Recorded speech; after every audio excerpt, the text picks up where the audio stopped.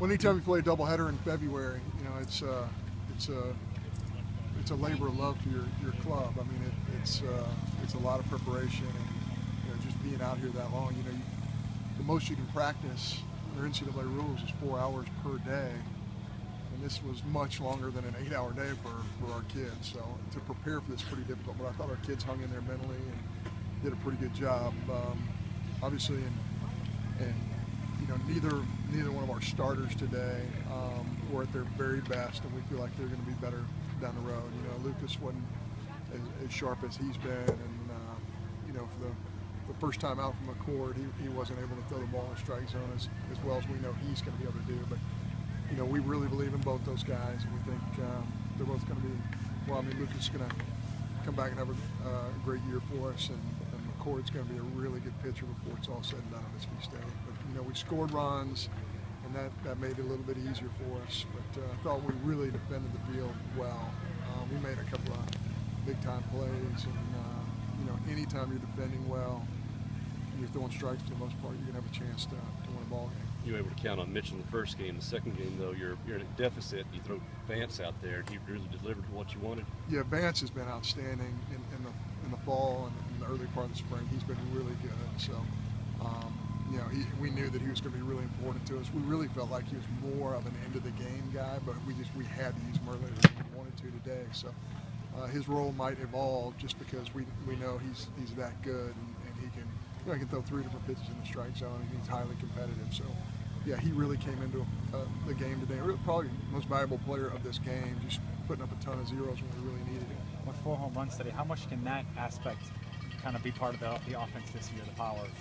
Yeah, again, I think the wind's blowing out a little bit today, and we have to have the right conditions in this ball for it to leave the yard. But it's good for those guys to get that off their back, because some of the guys who have power, Humphreys, Ray, those guys, you want to get that first one, and I think that's important. But for the 3, 4, 5 guys, depending, who have power on our club, and that can be part of their game. It's big, to be able to provide some power. But doubles are important too, and certainly Gavin Collins has as much power as anybody on our club. So when we get him back, and I think we will, going into conference play, I think it really adds to a pretty solid lineup. On that note, can you evaluate your catching with Josh and Cody? Yeah, both those guys I thought did an incredible job today. Couldn't be happier for those guys. And they got beaten up. We pitched so much down in the zone that there's so many block opportunities for both those guys, and they did a great job. But you get a little bit beaten up. That's why we got to have both of them in a doubleheader. And I tell you, if we had Gavin available, we probably would have caught all 3 of those guys this weekend. That's a luxury we thought we had coming in. But those guys were both ready when their name was called, and both of them played well.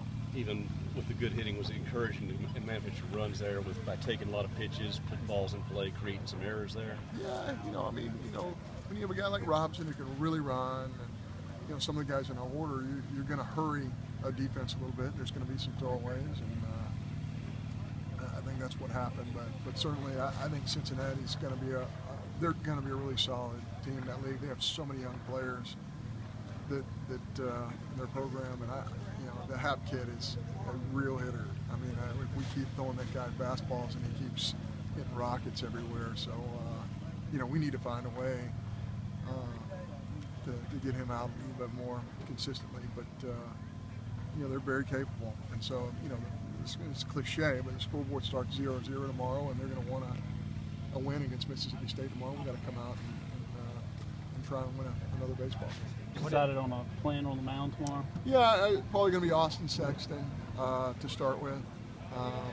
And we have some other guys we feel like we can bring back from Friday in the bullpen. Maybe Daniel Brown, maybe Zach Houston. And, we still haven't used Trevor Fitz. He might be our best guy out of the bullpen, so we need to get him out there as well. What has having guys on base ahead of West Ray done for him? Well, I think it's big. I think it's big because he's really in a nice rhythm right now. I felt so confident at the end of the fall, the beginning of the spring, just because I'd never seen him in the rhythm he was in going into the season. So I feel like if guys are on base, I think he's got there's no doubt. I think he's going to have a great year if guys can get on in front of him. Especially with a guy like Robson, where they're kind of worrying about him on first and almost forget about him as a hitter. That didn't happen last year. For Well, what you want to do is you certainly want to pressure the other team's defense and on the mound. And you know, that combination of speed and power, as long as if you have something that they have to deal with, it certainly makes your offense better. Good. Thanks, John. Thank you, guys. Appreciate it, John.